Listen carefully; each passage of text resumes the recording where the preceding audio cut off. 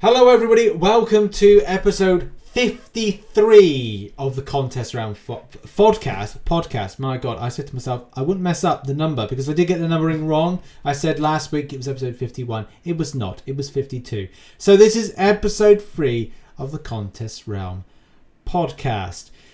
Make sure as well to follow us on SoundCloud, Spotify and iTunes podcast. Make sure you're following. It helps us out, helps out the channels. Maybe one day we can get to the point that we can earn a little bit of scratch from this, especially because SoundCloud are changing what they're doing.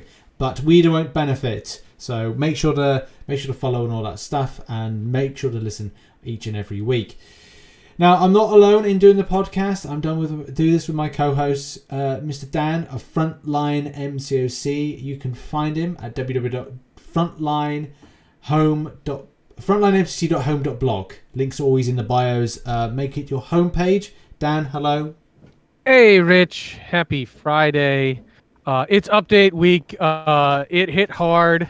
I think both of us are a little frazzled now. Yeah, it was both patch day and Wednesday when the side quest went live. We're a lot.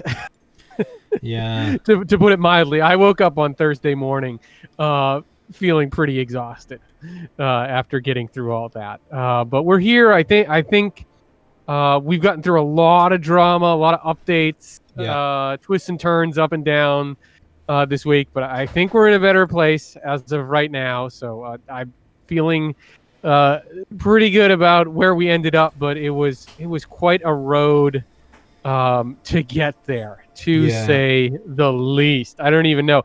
Is there somewhere you want to start with the update? Anything that jumped out at you?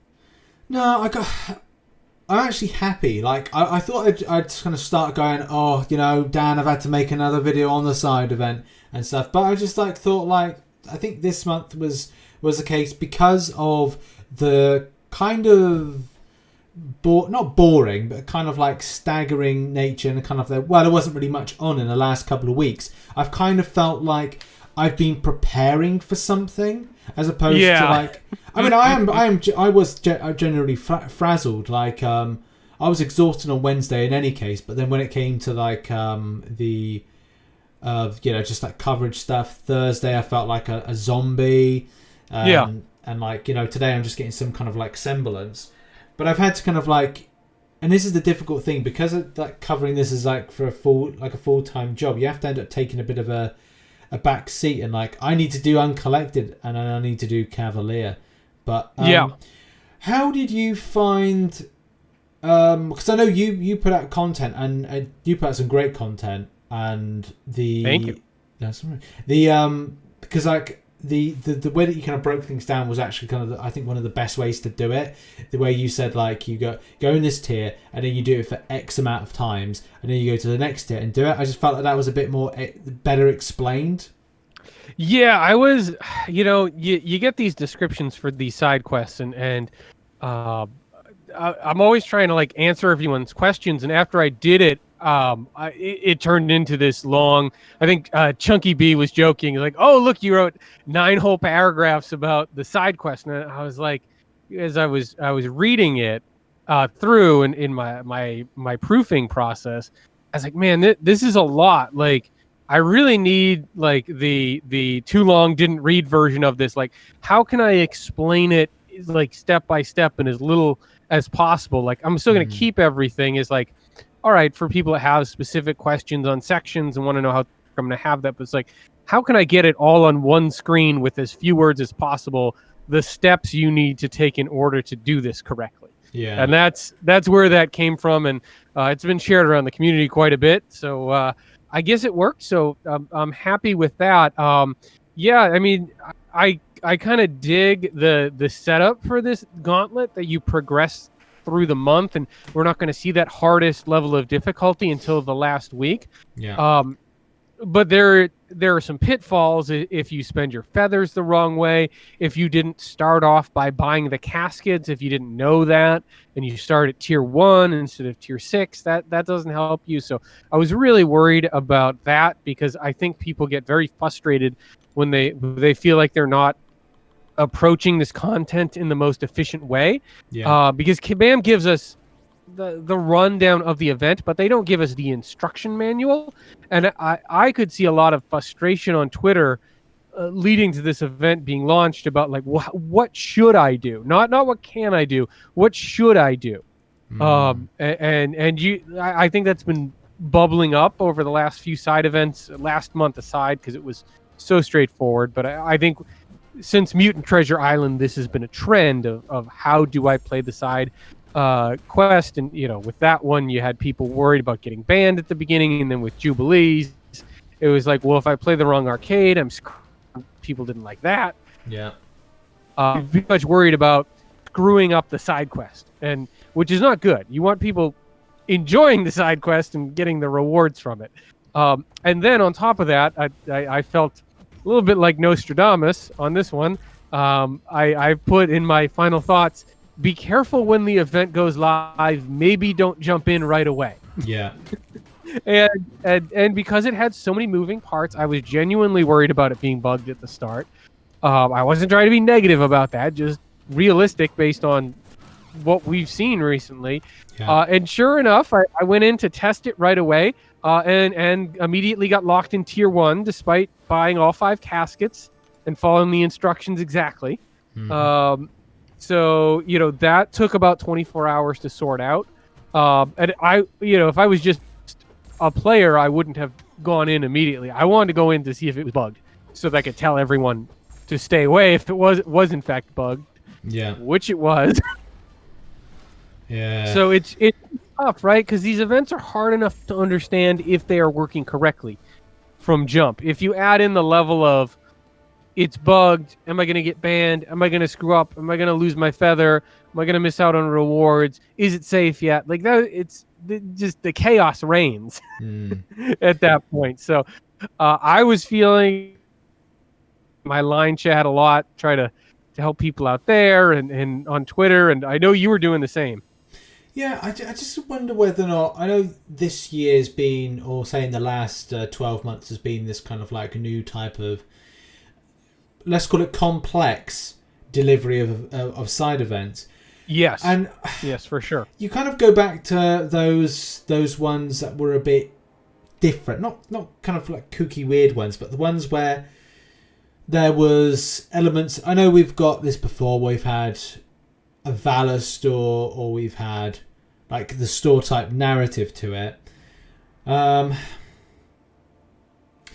It's thinking like whether or not I know Kabam come from a good place when they try to develop these kind of things, and they're trying absolutely to add something. They're to trying it. to be creative. They're trying to not be boring. That that doesn't help anyone. They want to bring us something new, but it seems like new and creative tends to add complexity right now. Yeah, which is not necessarily always a good thing. Yeah, absolutely. Especially, I think a lot of new people have come to the game. It's really weird. Like, I know that a lot of the videos that I've seen get some views on my channel have been more of the more towards my playlist of new player guides. Oh, which nice! I found very odd. Like, it's only been that's encouraging, certainly. Yeah, last 2 to 3 months has seen like more of a kind of a push. That not ridiculous, but it's like to say that rather than noticeable though. Yeah, rather than saying okay, so a 100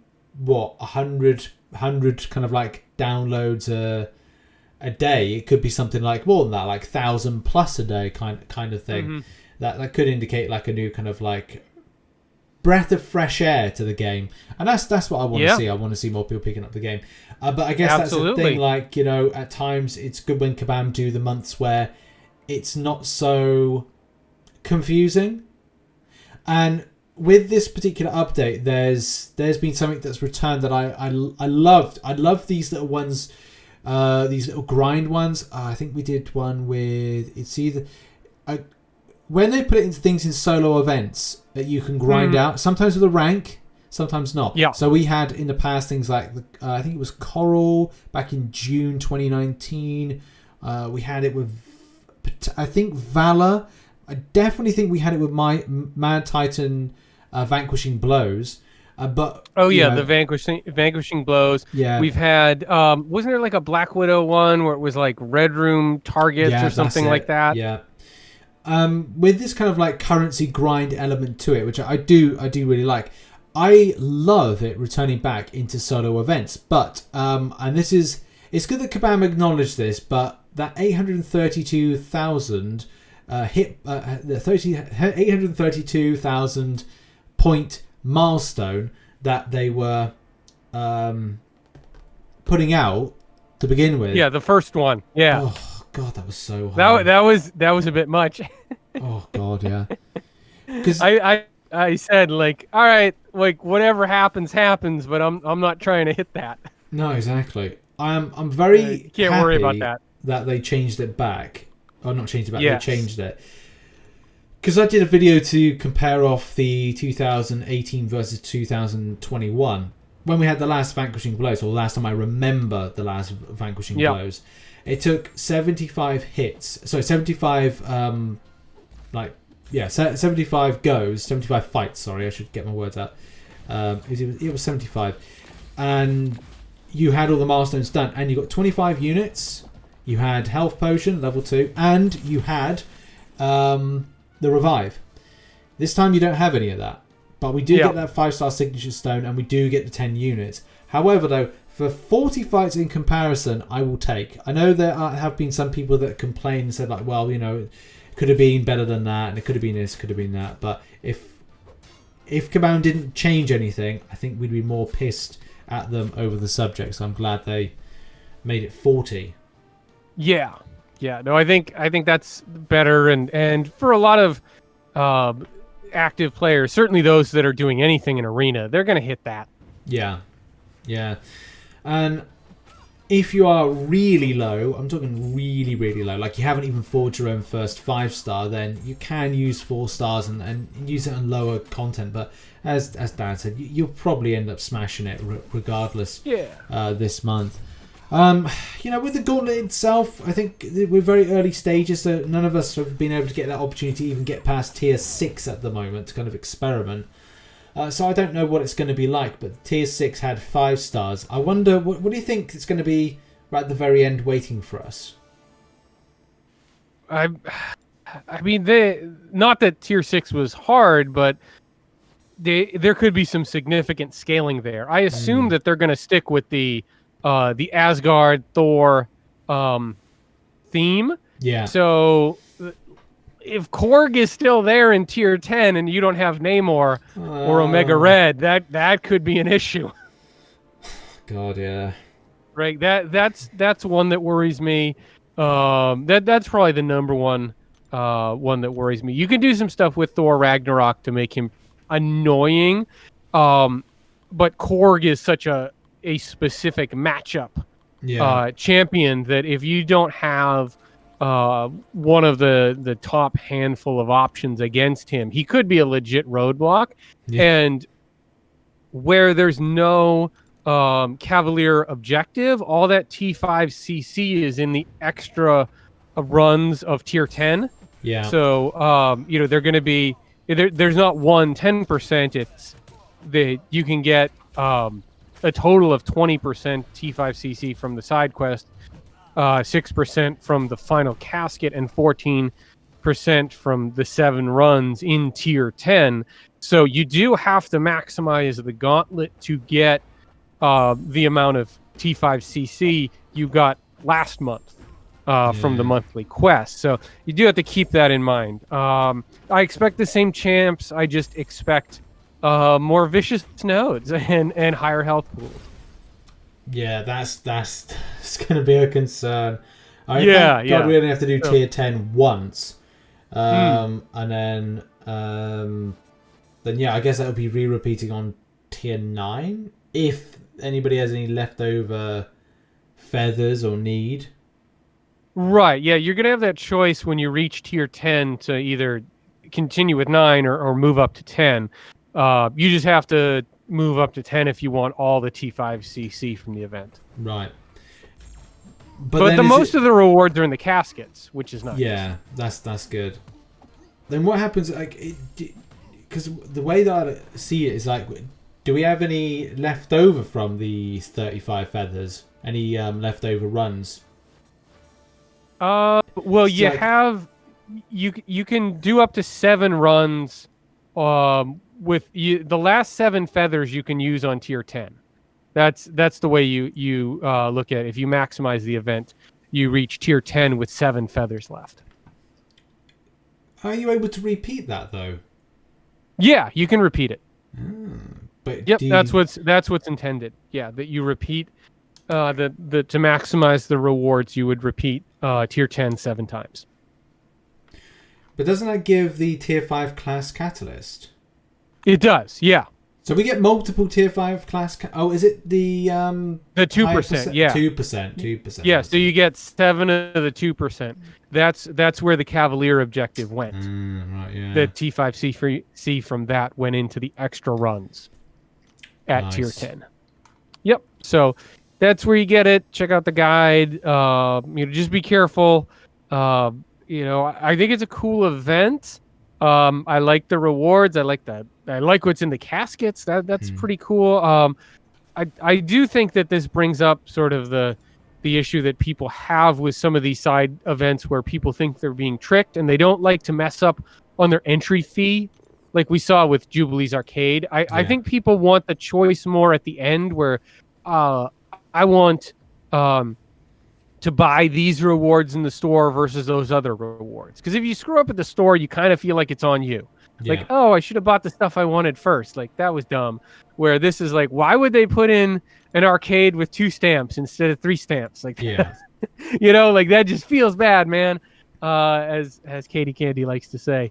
So, yeah, I think that's the thing is I would like to structure it a little more like where it's a bit clear, like either with stores or something like factions where it's like pick side A for all the shards or pick side B for all the catalysts. Yeah. And you can say, I like shards, I pick A. And then you're done. And then you just play the quest. that. People seem to like that, right? Like up front, it's like they may say like, hey, what should I choose? What do you think? But it's easy to make the informed decision about the choice. Versus just like go in and you're like, oh, it says tier 1, spend the feather. Wait, there was all this other stuff, So that's the big thing. Right, I guess we better move on and talk about the hood. The hood. So what a roller coaster. Cat Murdoch's boy, the hood, was on. He got a buff that some people, longtime hood players, felt was a nerf, or at least the removal of a key bit of his utility. There was a lot of concern coming out of this about future buffs that might subtract champion utility. And it was only live for about 48 hours before the whole thing got reversed and they put him back to his original state. And don't worry, there is a buff to hood coming down the line, but they need to readdress it. So keeping his current utility intact as a base, and then adding on top of it. Because, I think what happened was, say like they thought hood was a 5 and they wanted to get to be a 7. Kabam thought, well, a 5 minus 2 plus 4 equals 7, so you're okay. And the players were like, no, we don't like the -2. We want 5 plus 2 equals 7. We do not want anything taken away. And I totally understand that. I know there's a lot of people that are feeling disappointed because they liked the buffed hood. I get that too, but I think the players who have played and relied on hood for the last 2 years had a little bit more at stake than the players who had used hood for the last 2 days. Yeah, I didn't play hood in its previous form. Now they're back reverted form. But I empathized with the people that do use that champion. It's like I like certain champions that people don't like, and I don't like certain champions that other people like. Like I said, it's the right way around and the other way around. Yeah. In any case, but I do. Yeah, I mean, you just think about it. Like, what if they buffed King Groot but took away his regen? Yeah, exactly. That's it. That's You, exactly you the know, same like point. and they just like, well, he's better. You're like, but I liked the regen. Yeah, I ranked him up because he had regen and he's a tanky boy. yeah. And that was why I used him. Or you think like, what if they buffed Ronan, but took away his ridiculous stun lock? Yeah, You know, like, well, that's the reason you ranked up Ronan. yeah. So, I think people got nervous. I think it was a little bit of a, for lack of a better term, a toxic design philosophy with those buffs. And, it just made people worried about buffs to champions. Yeah, Which is not what you want. You want people excited about buffs. yeah. The concern I have is who they target next. I mean, the thing is, we don't know any rhyme or reason. Like, you brought up a good example, like Civil Warrior. Civil Warrior is a champion that's only, I'd say, irregularly used prior to its buff. That people would go, oh, have you got a power control option? I guess. Have you got something that draws an armor buff? Yeah, and hill blocks. Yeah, I've got Civil Warrior. I'm not going to rank him up past this, but it's definitely a champion I wouldn't use. The same thing, another champion would be like Deadpool X-Force. Like, who's going to use Deadpool X-Force? Juggernaut, Rhino, those kind of champions to kind of like at least go at to rework. I think the reworks are pretty safe because their kits are either so bare, or they need so much help it doesn't matter. Yeah. Like Magneto, right? Like Magneto is a good example of that, right? But then you take these kind of like halfway decent champs, and you start playing with them too much. It's like, well, people do kind of use those, and that's where you can get into trouble, and where I think they did get into trouble with Hood.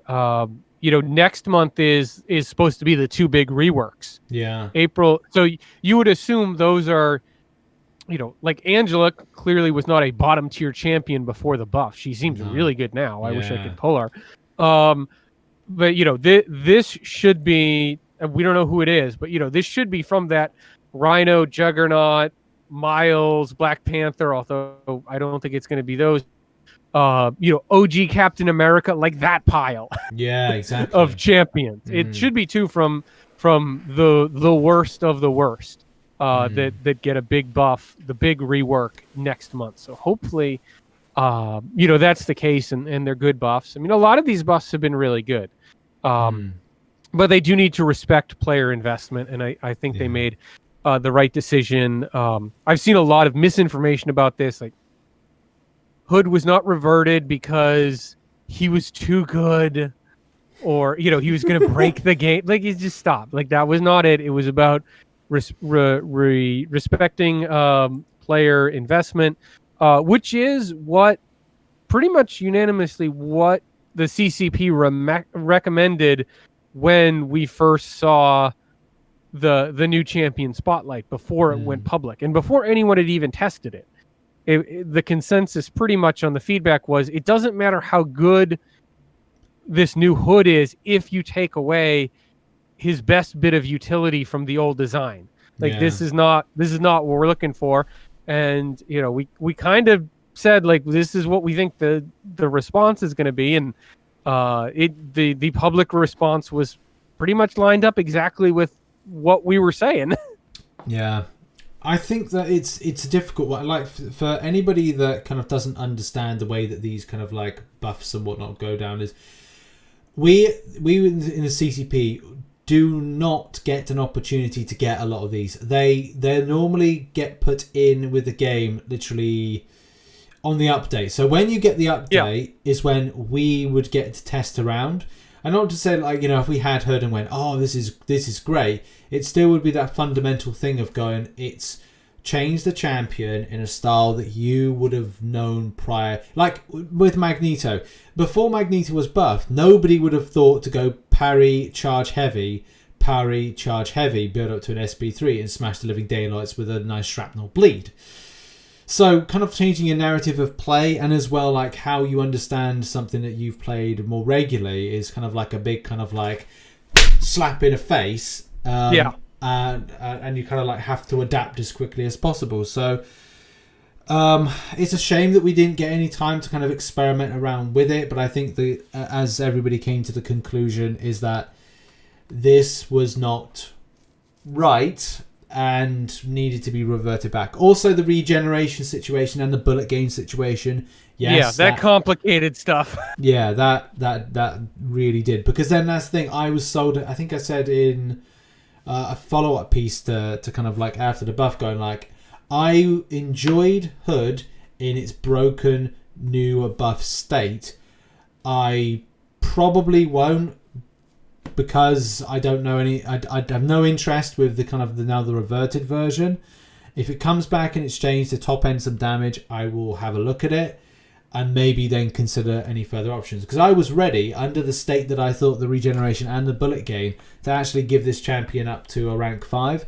But thankfully, I don't have to. I didn't save myself the trouble. Yes, rank down tickets, but yeah. Yeah, I mean, I was right there with you. I usually use Uncollected now to kind of test out my new 6 stars and some buffs. And I brought Kingpin up last month. I was planning on testing out Hood, and if he was good, he was going too, because I do like that synergy Hood has with Kingpin. So that's a thinking about using. Going forward, I really like the Kingpin buff, and I really like the synergy Hood and Kingpin have. So that was right at the top of my of my mind. So now I'm gonna wait and see what happens with the whole Hood situation. If I have to take him up in a month or two when he actually does get the buff, that's certainly fine. But I've been playing around with some of the other buffs. The Civil Warrior buff's pretty cool.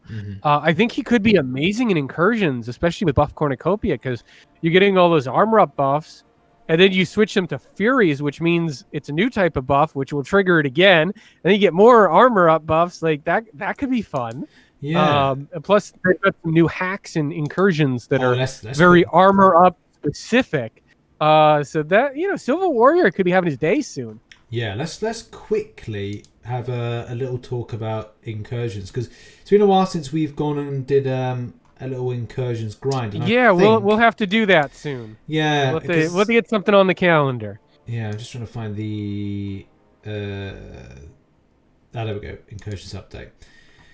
Yeah, because there's a lot of stuff that benefits some very kind of kooky champions, which I quite like. Like I was thinking, of Toxic. I mean that's so much fun. Advance with if we're getting more poison, like I'll just Abomination with the Eastern Blocker synergy. But then like there's something that I was just like debuff reinforcement degeneration, and you're like, oh, am I gonna like bring in? I think Apocalypse is going to be a pretty decent champion to take in against this.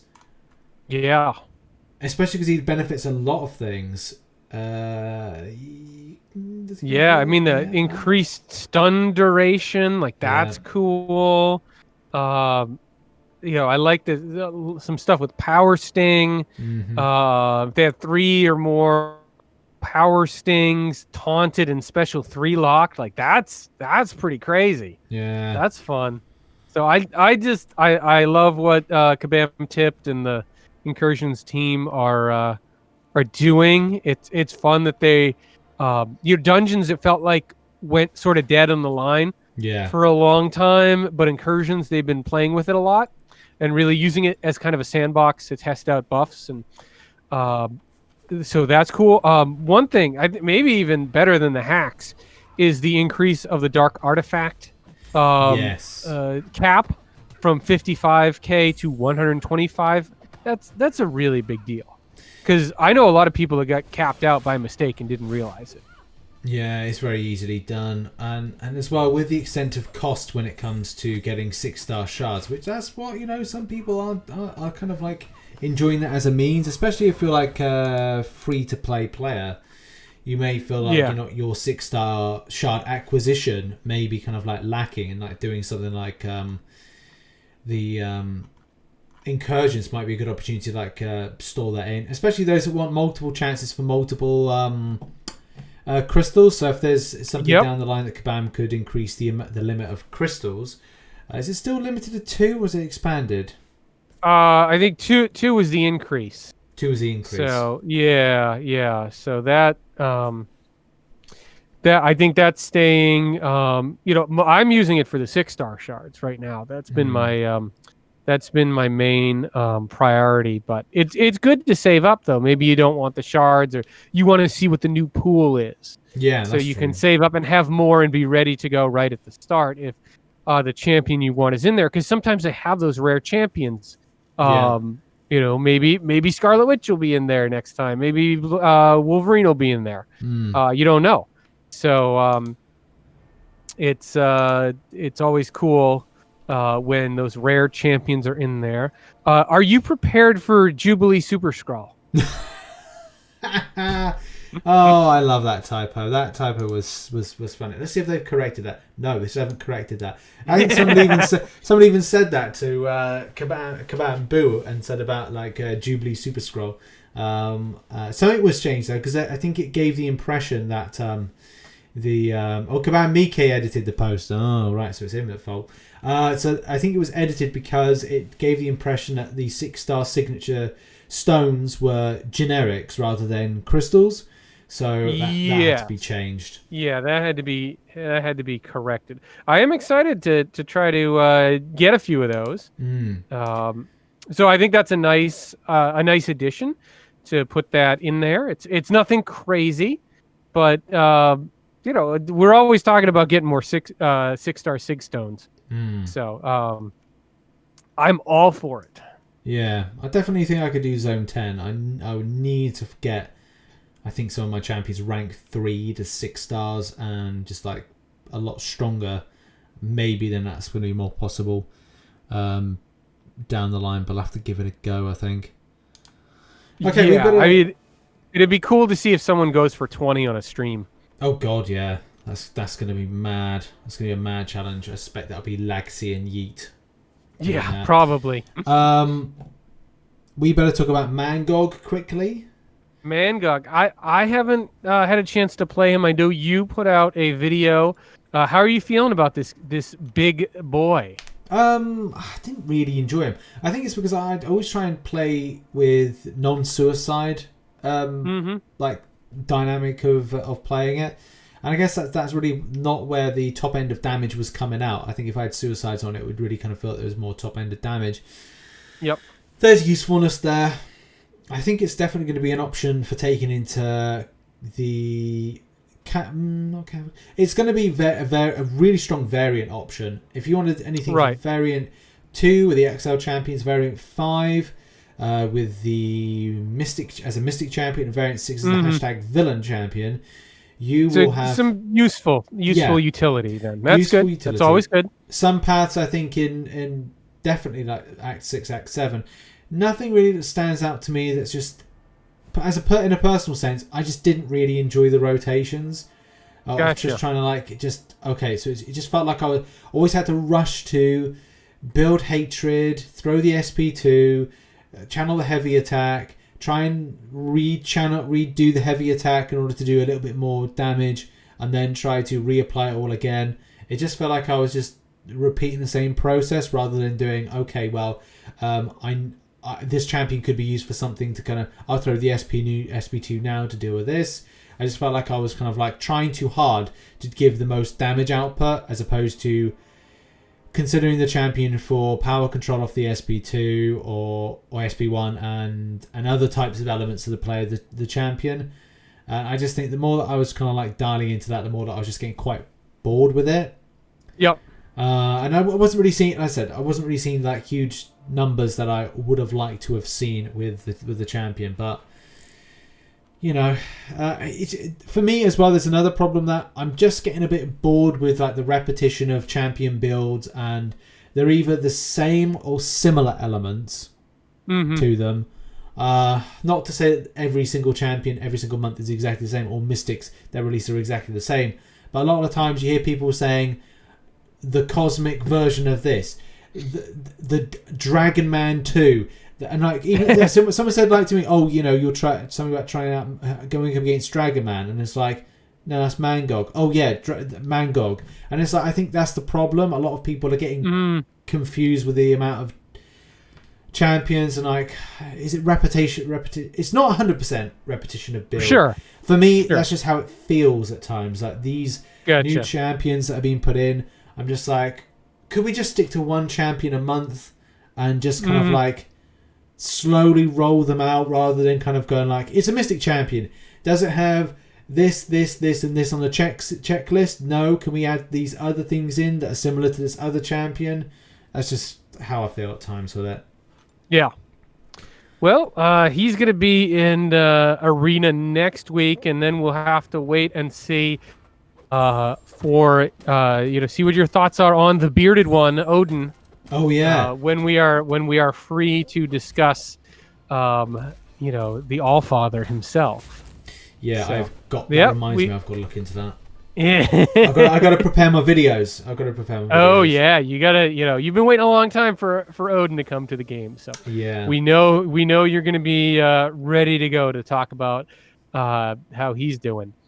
Let's see. I think that's pretty much it for MCOC. So I guess it's time to talk some WandaVision. So spoiler alert, we are going to talk about everything that happens in WandaVision Episode 8, which you should have seen by now because it's been out for a little while, and the show is great. So this was, this is the second last episode of the series or the season. We don't know if it's the series, but definitely the season. The previously on episode, lots of flashbacks, a lot to digest here. Big surprise ending once again. But my main takeaway from this episode is director Tyler Hayward is a worse dude than I thought he was, and I thought he was a bad dude going into this episode. But that dude is not covering himself in glory in this show. Yeah, it's hard to know what his motivation is still. Yeah, we still don't know. Like, does he just not like superheroes? Like, why does he have this chip on his shoulder? Is someone pulling his strings behind the scene? But man, to learn that he doctored that video to make Wanda look like the bad guy. I mean, he's lying to his, to the rest of S.W.O.R.D. That he knows that didn't go down the way he presented it. Like, he is trying to portray Wanda as a villain. To see what he did there. Pretty awful. Now that we know that his real plan was in fact to reconstruct Vision as a weapon, and now we're seeing that comic book version of White Vision. Yeah, which is something I totally forgot about, and really that was the Vision from the comics when I was a kid. I remember him looking like that in like the Infinity Gauntlet. So it was wild to just see that on screen, and my brain was like, oh man, I totally forgot, like there's that other version of the Vision from the comics. So like now it seems like the Vision we've been seeing is not really Vision at all. No, we get this kind of like idea that we know exactly that reality in the Hex is kind of like completely messed up and topsy-turvy to a point where it's hard to know where one starts and one ends and one begins. With this particular episode, it seems to be like we get more of an idea of the manifestation of Agatha Harkness and understand what she's about. And as well, like there's been these little kind of things where like the book, is it the Book of the Damned, or what she mentions? I think that's mentioned in episode 7. Oh, I'm gonna have to go back and check that. It's when she goes down into the crypt, and is that with episode 8 when she's kind of like grabbing her with all the manifestations of powers and is locking her, like throwing her up into the air. She's hovering. Yeah, in 7 is the one where she gets her into the basement, and then at the beginning of 8, like Wanda tries to fight her and gets knocked all around because of the runes and Agatha's kind of on her home turf there. Yeah. And in that, there's like, it always reminds me of the Doctor Strange, all those kind of like the tomes up on the suspended. And I'm kind of thinking like, has that got something to lead into it at a later date with like the film side of things and stuff with the multiverse of madness with Doctor Strange? But yeah, where else do you kind of like go with this with the episode? I mean, it's nuts. Like the kind of the flashbacks to the creation of Wanda and as well of Pietro. The little moment where she sees the let's just say the Scarlet Witch, because it's effectively what she sees when the flash of what seems to be the, well, I don't know, because it's the Cosmic Stone? It's the Cosmic Stone? I think it's... we're going to get... I thought it was the Mind Stone. It is the Mind Stone. Sorry, I get confused with the blue. It kind of like... It just throws me off all the time. But you're right.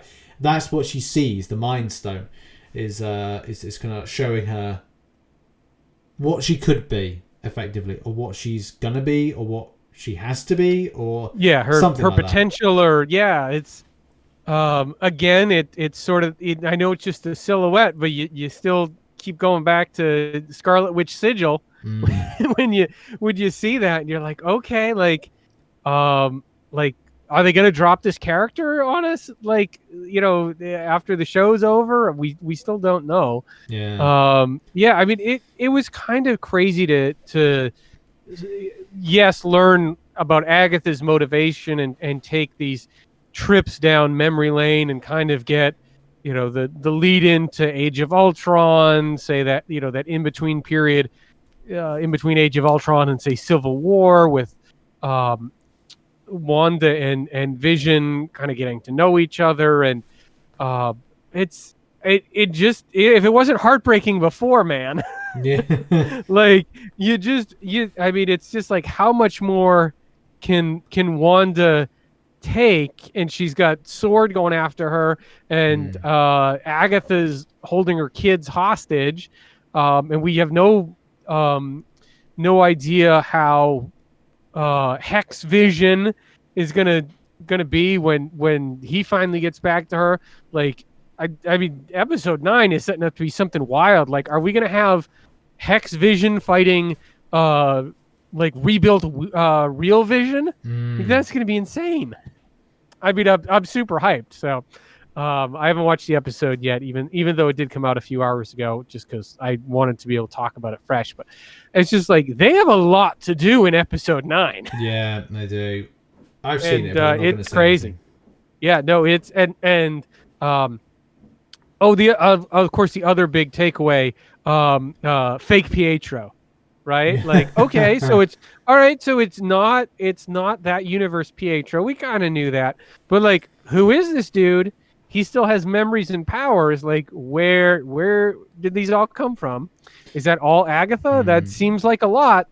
Like, I know she was involved, but I still think there's someone bigger and badder behind her, and have my doubts as to whether she's working alone. But we will see. I'm super excited for Episode 9, this WandaVision thing. It's been a roller coaster. It's been a lot of fun. So I'm looking forward to talking next week, all the reveals, and really kind of giving a grade to the whole season. Then we're off to Falcon and Winter Soldier, and I could not be more excited for the Sam and Bucky super spy buddy cop extravaganza is about to unfold, because those two are quite the odd couple. Yeah, that's absolutely. So yeah, it's gonna be fun. Moving on to Mroc. I haven't had a ton of time for Realm in the past week, but I did finally get my Iron Legionnaire up to rank 3. So Nice. all my champions are at least rank 3, and I am making a defender tier push on Black Panther. I'm hopeful to get that done this weekend. Not a lot going on new, unless I missed it. They did drop that cool. I guess what are they calling it? Like this, it's kind of like a video series they're doing with the Black Panther hosting them. Yeah, Shuri, not Shuri. Is it Shuri? No, something else. That's not Shuri. Yeah, no, it's oh, now I gotta. I'm searching now as well. I don't know if it's maybe like a relation of some kind. I don't know what they kind of like. Featuring Anathi.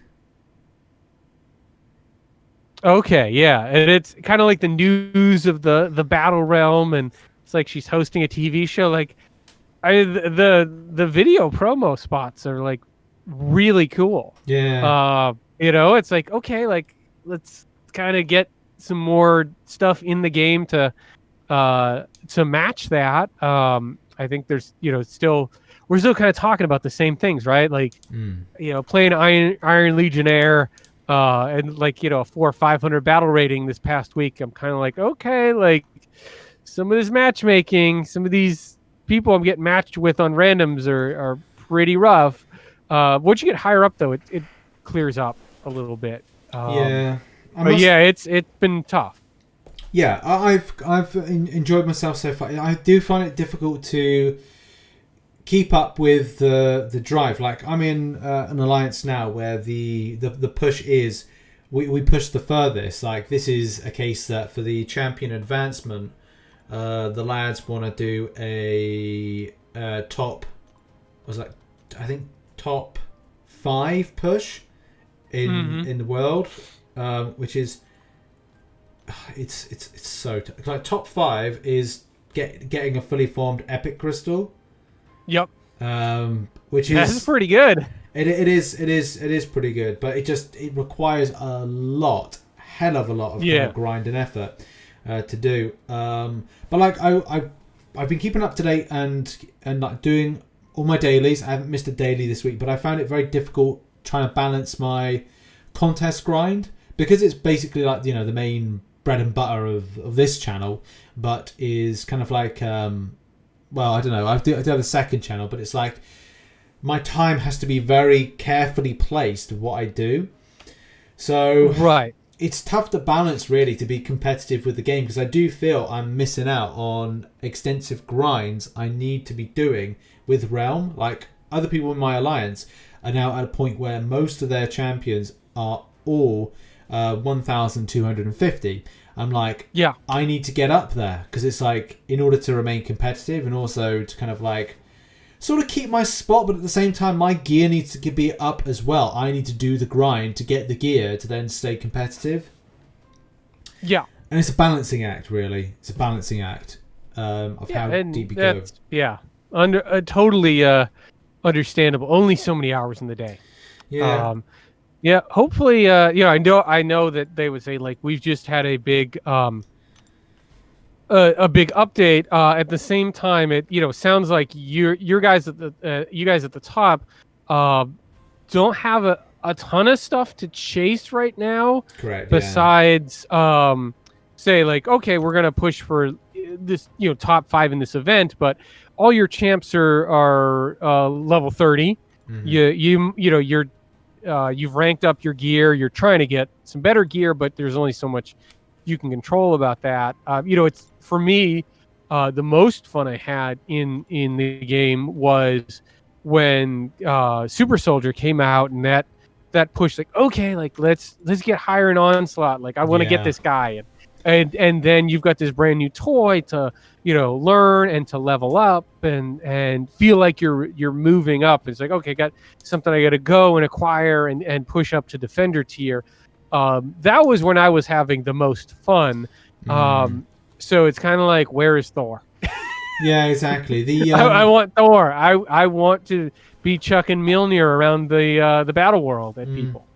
Well, the thing is, Onslaught has actually kind of come back. Like, Onslaught's on at the moment, and this is our third and final week, especially if you're doing... There'll be an additional week for those that maybe weren't able to get to wave 15 of Onslaught.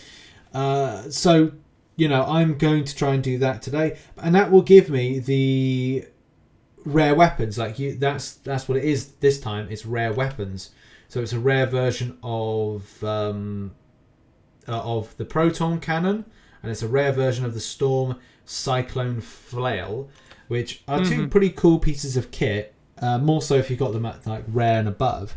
So yeah, man, it's something that I want to get, but at the same time I'm thinking I would have liked myself a little bit of a Thor in order to kind of do as you said.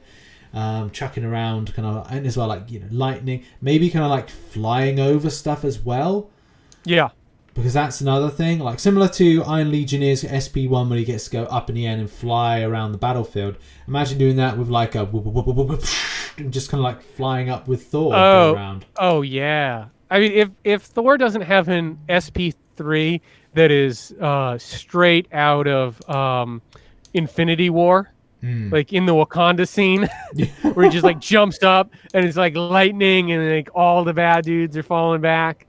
That's what I want to see. Yeah, I agree. Same thing here. So I mean, we've seen the build from Dice Man. Everything looks cool. So and of course we know from the promo videos that there's that Shogun Wolverine out there. There's a Vision out there. King Groot. It's interesting. They certainly have this long-term plan for the game. I hope that they have the fan base early to kind of bridge that gap as they're filling in the game and really bringing it up to speed. Yeah, I agree. It just would be so. That's what I worry about. Yeah, that's the concern I have. Today, trying to find even though we've got an alliance of, we're combined 3 alliance. So we've got 3. We got Smash, well they're called the Smash Bros kind of alliance, sister alliances. Smash, Spank, and Slash, 3 there. So it's 3 times 18. I was still unable today to find any of the lads to play, and that's saying something because normally they're pretty much about. So. That is my concern, and as well that is mine as well. Yeah, and a general kind of chat of it. It's just at times it can be very kind of just quiet, which is a concern. Someone was saying to me that this is just something that mobile games go through, and this will grow out of time, and it's well, you've got to be concerned. Especially if you compare off Marvel Future Revolution is the next game that's out. I will be actively playing it. I'll be actively playing on this channel. And it will be interesting to see, because it's the next Marvel mobile game, how that is on an impact basis for people's interest. So we'll have to kind of see. And that is an open world game, which is a very popular format. That I think a lot of people have been requesting that. I mean, we've been talking about sort of a lot of ideas. We're oh yeah, I wish they had this in Realm and that in Realm, and then we're are we talking about Marvel Future Evolution? Yeah, exactly. Maybe we are. And plus the art for Future Revolution seems really, really good. So we know that's a game for the back half of this year. But yeah, I'm looking forward to that. I was thinking about sort of how games develop, and we were talking about, Realm can be somewhat sparse, but they've got a plan for it. Can they get there?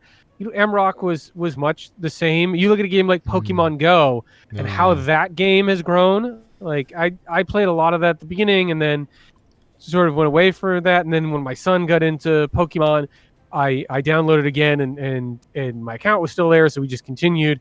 But that game is so much crazier, and it has so much more to do, and more Pokemon and the battles and the raids, and like it was such a sparse game to begin with. But the difference was, it was still the #1 game in the App Store when there was very little to do, and it was still Pokemon, right? Like that thing was a phenomenon from jump. Yeah. And it's just still yes, it's not the insanity, but if you check the App Store numbers, that game is still doing great. Yeah. And that's the thing that kind of like, I just think Marvel Realm of Champions is not getting that kind of big outward there push for people. Exactly. Marvel Contest of Champions was a bit of a, I want to say it's a bit of a fluke. Right time, right place, right game, and everything clicked together. The thing is now, it was released on right time, right place, but now marketing it has to be very specific. And yeah, you can go to the likes of your TikToks and other stuff. I saw somebody, I don't know if I told you, I don't know if we talked about it on the podcast, but someone was doing a sponsored Marvel Realm of Champions stream, and the stream itself had to be brought down because it was like they were streaming on what seemed to be like a potato quality Wi-Fi. And it was just a case of like somebody said, oh yeah, Rich, just so you know, somebody I follow is doing promotion, and I think they had 1 million subscribers, but they weren't getting the concurrent viewers that really was attributed to their platform. And that is the biggest problem, that who you target, and like you can target influencers, and there will be influencers to target that will be good, but as well you've got to guarantee the numbers game, and you've got to entice them. And if the game doesn't seem like it's enticing based on either poor quality that the creator is streaming on, or at the same time they don't know how to understand, as we've talked about, the engagement of a group of people, hey, target the Spider-Man, target this, oh man, I really need to get that piece of gear that person has, and like club around interest points. What's interesting about us on the battlefield? What's interesting about the acquisition of gear? And those elements are kind of making it enticing, which, I just think at the moment, that's what's lacking with the game. Yeah, no, I totally feel you on that.